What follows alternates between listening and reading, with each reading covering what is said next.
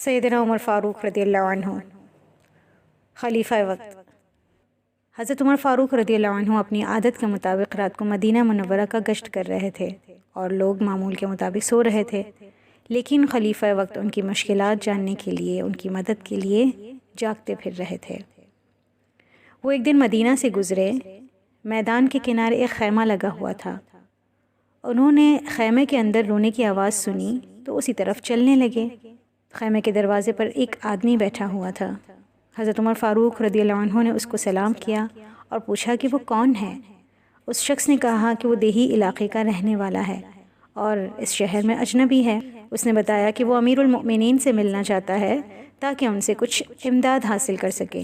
کیا آج کل کے دور میں ہم یہ تصور کر سکتے ہیں کہ ایک عام شخص یہ سوچ سکے کہ میں گاؤں سے شہر جاؤں تاکہ امیر المؤمنین سے مل سکوں؟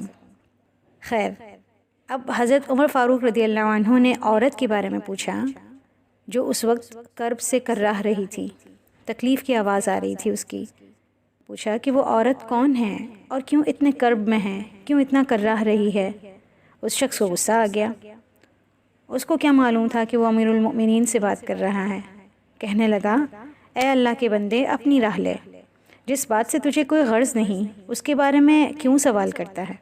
یہ خلیفہ وقت ہیں جو کہ اس وقت کے لاکھوں مربع میل کے خلیفہ ہیں، بادشاہ ہیں۔ آج کل کے دور کے مطابق ہم انہیں جو بھی نام دینا چاہیں، خواہ بادشاہ ہو، وزیر مملکت ہو، وزیر اعظم ہو یا پریزیڈنٹ ہو، اس کے سامنے ایک عام شخص کا انداز گفتگو ایسا ہو سکتا ہے؟ اگر ایسا ہو تو اسے پکڑ لیا جائے، لیکن یہ ہیں ہمارے امیر المؤمنین، ریاست مدینہ کے امیر المؤمنین سیدنا عمر فاروق۔ وہ کیا جواب دیتے ہیں؟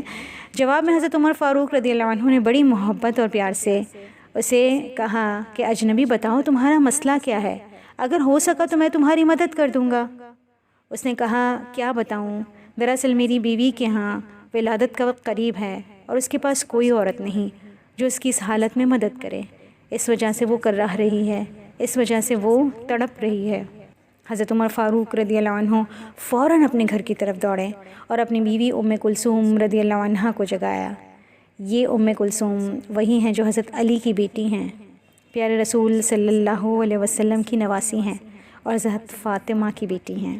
ان سے کہنے لگے، اللہ تعالیٰ نے تمہیں اجر و ثواب کمانے کا موقع پہنچایا ہے۔ بیوی نے پوچھا، وہ کون سی خیر و برکت ہے اور اجر و ثواب والی بات ہے عمر، جس کے لیے آپ مجھے جگا رہے ہیں؟ سیدنا عمر فاروق رضی اللہ عنہ نے اپنی بیوی کو سارا قصہ بتایا۔ ام کلثوم رضی اللہ عنہ فوراً اٹھ کھڑی ہوئیں۔ اس موقع پر جن چیزوں کی ضرورت ہوتی ہے ان سب کو ہمراہ لیا اور اپنے خاوند کے ساتھ چل پڑیں۔ ادھر خلیفہ وقت عمر فاروق رضی اللہ عنہ نے بھی فوراً ہانڈی اٹھائی، کچھ گھی لیا، آٹا اور کچھ دانے ساتھ لیے اور دونوں میاں بیوی اس خیمے کی طرف چل پڑے۔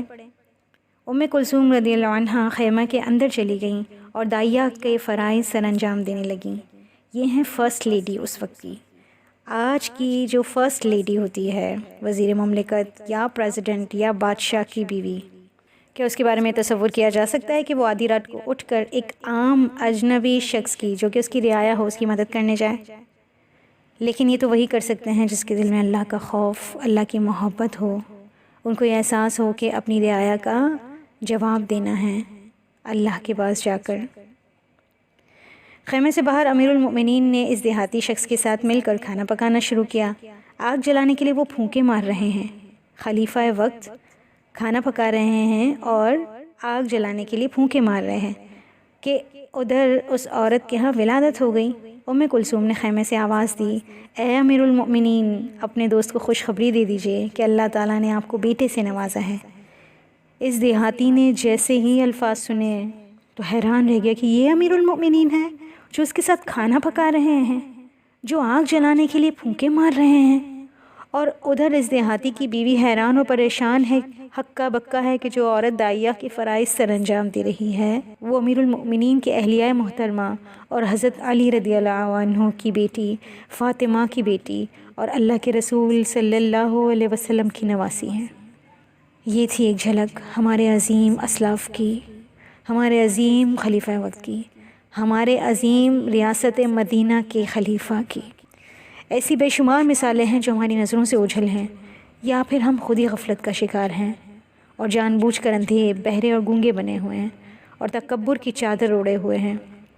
اللہ سے دعا ہے کہ اللہ تعالی ہمیں اور ہمارے حکمرانوں کو رسول اللہ صلی اللہ علیہ وسلم اور صحابہ کرام اجمعین رضی اللہ عنہم کے نقش قدم پر چلنے کی توفیق عطا فرمائیں، آمین۔